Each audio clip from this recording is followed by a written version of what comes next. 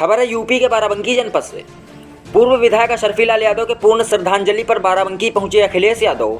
Samajwadi party कार्यकर्ताओं ने किया अखिलेश यादव का जोरदार स्वागत।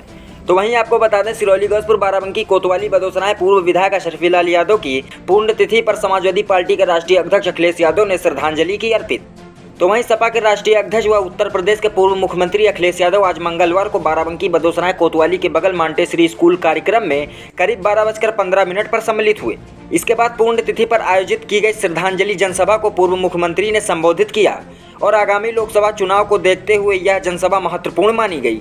अखिलेश यादव इस कार्यक्रम को लेकर सपा के कार्यकर्ताओं में भारी जोश दिखा और भारी संख्या में लोग पहुंचे।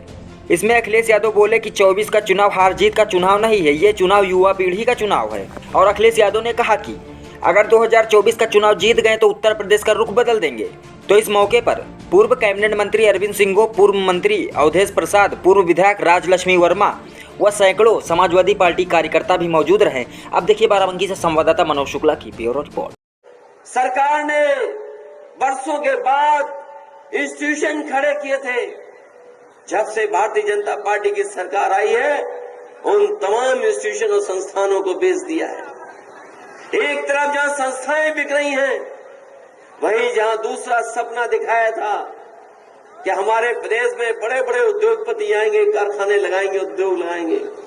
निवेश के नाम पर बड़े बड़े विज्ञापन दिए गए और जनता को बताया गया कि 40 लाख करोड़ का निवेश आने वाला है। निवेश तो आया नहीं, नौकरी छिन गई।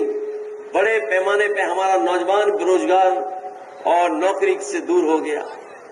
आज किसी गांव में चले जाएं, 80 से 90% नौजवान जो काम करना चाहता है उसके पास नौकरी नहीं है, रोजगार नहीं है। हमारे नौजवान जानते होंगे, जब फौज की भर्ती की तैयारी करते थे, सड़कों पे दौड़ते थे कि भर्ती होगी तो नौकरी मिल जाएगी, पक्की वर्दी मिल जाएगी।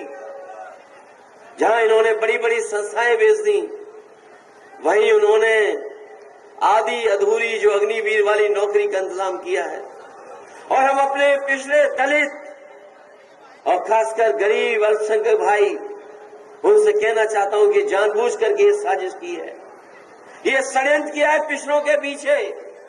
हमारे दलित भाइयों के साथ साजिश की है और साजिश इसलिए की है कि उन्होंने अपने 20 साल के आंकड़े निकलवाए और 20 साल के आंकड़ों में देखा कि फौज में कहां के लोग भर्ती हुए, कहां के लोग नौकरी पाए हैं।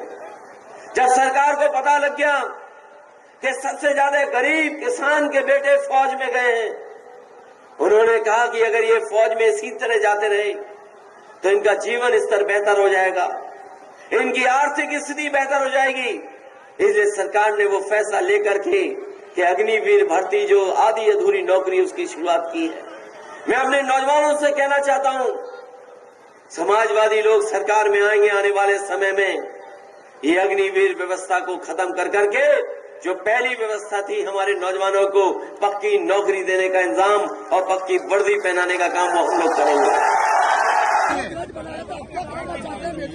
क्या कहेंगे मायावती को, क्या संदेश देना चाहेंगे? देखिए,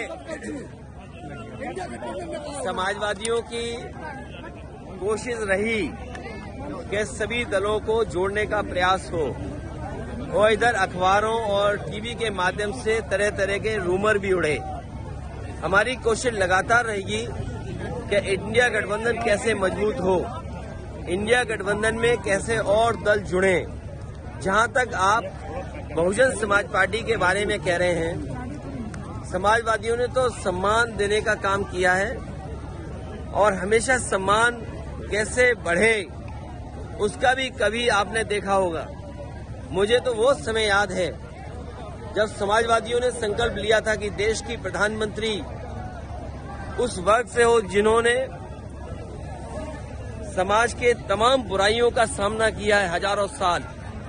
और याद कीजिए, समाजवादी पार्टी तो प्रधानमंत्री बनाने के लिए सपना देख रही थी और उसमें काम भी किया हम लोगों ने।